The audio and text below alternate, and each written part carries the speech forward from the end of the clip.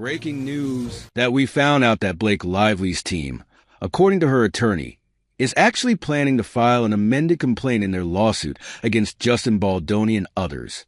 According to her attorney, Michael Gottlieb, that is going to include new claims from Blake Lively, and they're going to be bringing this lawsuit against new defendants. Parties, of course, meeting for the first time in court today. It was about a 90-minute hearing.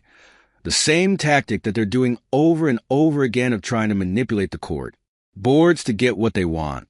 Judge Lyman had already given Blake Lively's legal team an extension until February 14th, Valentine's Day. Yet they still weren't satisfied. Despite pushing their luck, they came back asking for even more time, this time requesting an extension until March 5th. But Judge Lyman wasn't having it. They had already been granted extra time, and now they were asking for an even longer delay. Blake's team justified their request by revealing plans to bring in additional witnesses to testify against Justin Baldoni. One of the key witnesses they considered was Jenny Slate, who had co-starred with Baldoni in It Ends With Us, playing his sister. Jenny was a known supporter of Blake and had previously spoken out in her favor, dismissing the allegations against Blake as baseless attacks. She had publicly stood by Blake's side, issuing a strong statement in her defense. As Blake Lively's castmate and friend, I fully support her as she takes action against those who orchestrate an attack on her reputation. Blake is a leader, a loyal friend, and a trusted source of emotional support for so many of us. What has been revealed about the attacks on her is deeply disturbing and incredibly harmful, Jenny stated. I commend her bravery, and I stand with her. At first, it seemed like Jenny was all in, ready to back Blake's claims in court.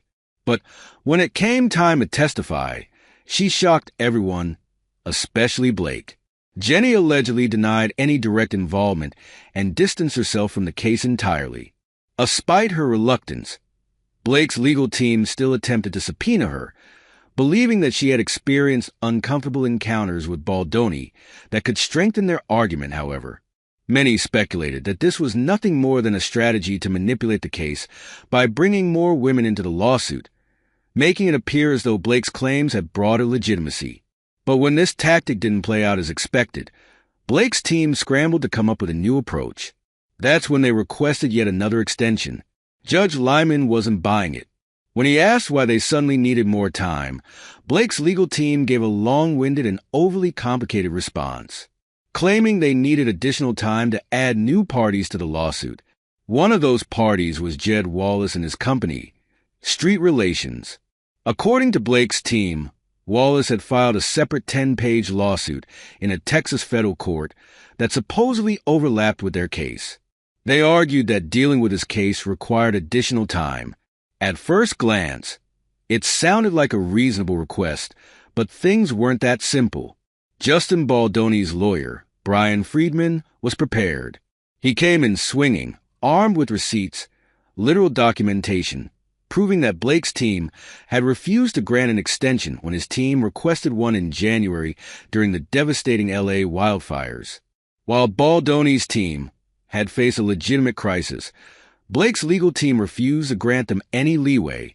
Friedman exposed their hypocrisy, stating, despite the Lively party's inexplicable refusal to grant an extension when we requested one during the Los Angeles wildfires, we have no objection to their request now. Essentially, he made it clear that if Blake's team was granted an extension, then Baldoni's team would require one as well, extending their own response deadline to April 15th. The Wayfarer legal team, representing Baldoni and his production company, expressed little concern over Blake's team gaining extra time. They essentially said, take your extension, we don't even care. But they also made it clear that any extra time for Blake's team meant extra time for them as well. Their stance was simple. If Blake's team got what they wanted, then Baldoni's team would push their own response deadline further down the line too, ensuring a fair playing field. Fair is fair, right? But Brian Friedman wasn't finished yet. He had one more revelation that sent shockwaves through the courtroom. With a cool, calculated tone, he exposed a major misrepresentation by Blake's team. They had been trying to blame Jed Wallace for the delay, making it seem as though his legal action was the reason they needed more time. But Friedman wasn't about to let that narrative slide. He pulled out the receipts, revealing that it was actually Blake who had filed legal action against Wallace in Texas first, on January 21st, a full 2 weeks before Wallace had even responded with his lawsuit. What the Lively party conveniently failed to mention, Friedman stated, is that the ongoing litigation in Texas was initiated by Miss Lively herself. She filed legal action against Miss after Wallace in Texas State Court on January 21st, roughly 2 weeks before he responded with his federal lawsuit. The audacity! The courtroom fell into stunned silence. It was as if Blake's team had been caught trying to pull a fast one on the judge, and Brian was not going to let them get away with it.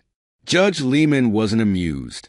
He denied their request for a month-long extension without hesitation. Instead, he granted them a mere extra day to submit their amendment. The look of defeat on Blake's legal team was impossible to miss. Shoulders slumped, heads down, they looked like a group that had just realized they were running out of tricks.